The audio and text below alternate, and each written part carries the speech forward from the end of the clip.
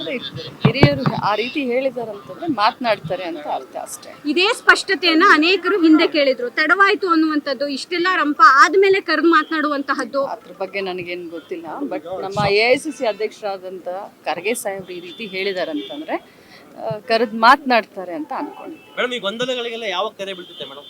ಅದನ್ನ ಹೇಳಲಿಕ್ಕೆ ನಾನು ಯಾರು, ಬಟ್ ಅಧ್ಯಕ್ಷರು ತಮಗೆ ಹೇಳಿದಾರಂತೆ ತಾವೇ ಹೇಳ್ತಾ ಇದ್ದೀರಾ. ಸೊ ಆದಷ್ಟು ಶೀಘ್ರದಲ್ಲಿ ಇದಕ್ಕೆಲ್ಲ ಒಂದು ತೆರೆ ಬೀಳುತ್ತೆ. ನಾಯಕತ್ವ ಬದಲಾವಣೆ ಆಗ್ಬೇಕಾ ಬೇಡವಾ ಮೇಡಮ್? ಏನು ನನಗೆ ಅದ್ರ ಬಗ್ಗೆ ನೀವು ಕೇಳಲಿಕ್ಕೆ ಹೋಗಬೇಡಿ. ಸಂಪೂರ್ಣವಾಗಿ ಹೈಕಮಾಂಡ್ ಅವರು ಏನು ಹೇಳ್ತಾರೆ ಅದನ್ನ ಅವರು ಕೇಳ್ತಾರೆ, ಇವರು ಕೇಳ್ತಾರೆ, ನಾವು ಕೇಳ್ತೀವಿ. ಹೈಕಮಾಂಡ್ ಏನೇ ನಿರ್ಧಾರ ತೆಗೆದುಕೊಂಡ್ರು ಲಕ್ಷ್ಮೀ ಹೆಬ್ಬಾಳ್ಕರ್ ಅದಕ್ಕೆ ಬದ್ಧ. ಖಂಡಿತವಾಗ್ಲೂ ಹೈಕಮಾಂಡ್ ಅವರು ಏನೇ ನಿರ್ಧಾರ ತೆಗೆದುಕೊಂಡ್ರು ಕೂಡ ನಾನು ಬದ್ಧ ಆಗಿರ್ತೀನಿ, ಎಲ್ಲರೂ ಬದ್ಧ ಆಗಿರ್ತೀವಿ. ಮೇಡಮ್, ಈ ಪವರ್ ಶೇರಿಂಗ್ ವಿಚಾರದಲ್ಲಿ ಮಾತುಕತೆ ಆಗಿತ್ತಾ? ಯಾಕಂದ್ರೆ DK ಶಿವಕುಮಾರ್ ಅವರು ನೋಡಿ, ಅದ್ರ ಬಗ್ಗೆ ನನಗೆ ಏನೂ ಗೊತ್ತಿಲ್ಲ. ಅದ್ರ ಬಗ್ಗೆ ನನಗೇನು ಕಲ್ಪನೆನೂ ಇಲ್ಲ, ನನಗೇನು ಗೊತ್ತಿಲ್ಲ. ಮತ್ತು ಆ ಮಟ್ಟಕ್ಕೆ ನಾನು ಮಾತಾಡುವಂತ ಇದನ್ನು ಕೂಡ ಮಾತನ್ನ ಉಳಿಸ್ಕೊಳ್ಳೋದು ಪ್ರಪಂಚದಲ್ಲಿ ಅತ್ಯಂತ ದೊಡ್ಡ ಧರ್ಮ ಅಂತ. ನೋಡಿ, ತಾವು ಹೇಳ್ತಾ ಇದ್ರ ಅವ್ರ ಪೋಸ್ಟನ್ನ ನಾನು ಕೂಡ ಬೆಳಗ್ಗೆ ನೋಡಿದ್ದೀನಿ. ಬಟ್ ಈ ಮಾತನ್ನ ತಾವು ಅವ್ರನ್ನ ಕೇಳಿದ್ರೆ ಯಾವ ಸಂದರ್ಭ ಏನು ಅಂತ ಅವ್ರು ಇದಕ್ಕೆ ಕ್ಲಾರಿಟಿ ಕೊಡ್ತಾರೆ.